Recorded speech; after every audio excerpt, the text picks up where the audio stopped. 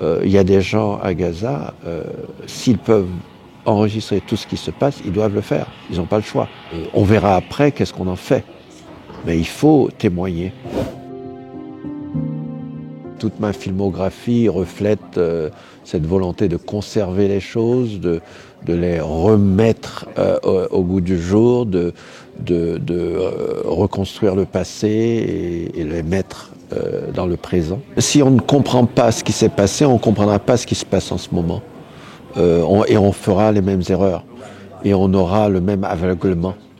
Et malheureusement, c'est ce que j'ai pu constater dans ma vie, c'est que aujourd'hui, le monde, au lieu de tirer les leçons du passé, est en train de refaire les mêmes erreurs en pire. Toute ma vie, je n'ai fait que des films sous cet angle. C'est de comment apprendre de ces faits du passé, comment déconstruire ces histoires du passé, comment déconstruire les récits qu'on a essayé de perpétuer et comment connaître notre vraie histoire. On verra après qu'est-ce qu'on en fait. Mais il faut témoigner, il faut enregistrer, d'ailleurs des deux côtés. J'espère que des soldats israéliens vont documenter ce qu'ils ont vécu. Parce que tous les soldats ne sont pas d'accord sur ce qui se fait. Tous les Israéliens ne sont pas d'accord sur ce qui se passe. Malheureusement, il y a une sorte de solidarité obligatoire qui se crée et c'est difficile d'être paria dans son propre pays. Il faut stopper les assassinats de femmes, d'enfants, d'innocents. Parce que ça, chaque jour qui passe est un jour inexcusable. Donc, c'est pas le moment de tirer des conclusions, c'est pas le moment, mais dans l'urgence, il faut d'abord que ça stoppe. Parce que ça, c'est des violations permanentes, heure après heure, des droits humains. On ne peut pas l'accepter. Les mots ont des définitions, donc il faut se rapporter aux définitions. Apartheid, ça veut dire un monde séparé et souvent des populations séparées dans leur propre pays. Donc est-ce que Israël et la Palestine répondent à ça? Très certainement. Je recommande un livre du professeur Mamoun Mandani qui a fait un parallèle à un ensemble de territoires colonisés.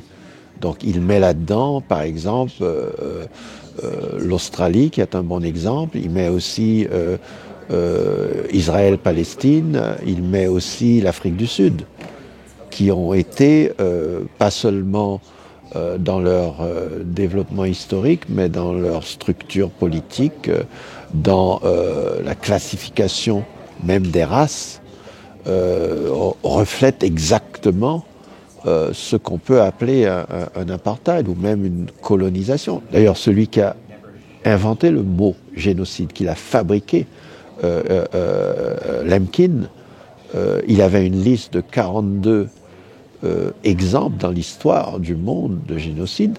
Les États-Unis figuraient dans cette liste. Israël figurait dans cette liste. Et donc la discussion autour de ça est importante. Il ne s'agit pas d'accuser des individus, un peuple, mais il faut aussi acter les faits. Qu'est-ce qui s'est passé? On ne peut pas oublier, c'est-à-dire le 7 octobre n'efface pas tout. Et moi, je suis d'autant plus libre de le dire, dans beaucoup de mes films, j'ai traité de la Shoah.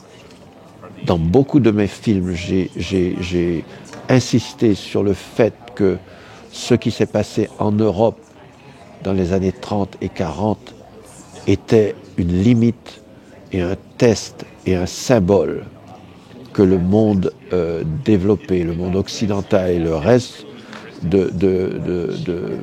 du monde devait respecter comme quelque chose de grave qui se passe dans le monde moderne. Et là encore, Israël a encore une grande responsabilité morale sur le fait que cet exemple symbolique est en train d'être cassé. Cet exemple de supériorité morale d'un peuple qui a subi les pires avanies se remettent à accepter de le faire à un autre peuple. Et ça dépasse Israël et Gaza. Ça concerne l'humanité. entière. Et quand les choses se seront peut-être un peu calmées, il faudra revenir à cette réflexion. Il ne faut pas non plus mettre tout sur le dos des artistes. Moi, j'estime qu'à partir du moment qu'on est citoyen dans un pays et qu'on vote, on doit savoir ce qui se passe dans le monde. La démocratie, ça veut dire que ce sont des citoyens éduqués dans le sens large, civique du terme, et qui s'intéressent aux affaires de la cité, c'est-à-dire le quotidien où tu travailles. Pour moi, ce n'est pas une question des artistes, c'est une question de tout le monde. Vous êtes responsable. Et se taire, vous êtes responsable. Ça n'existe pas d'être neutre ou de... Non, vous êtes citoyen. C'est un droit et un devoir.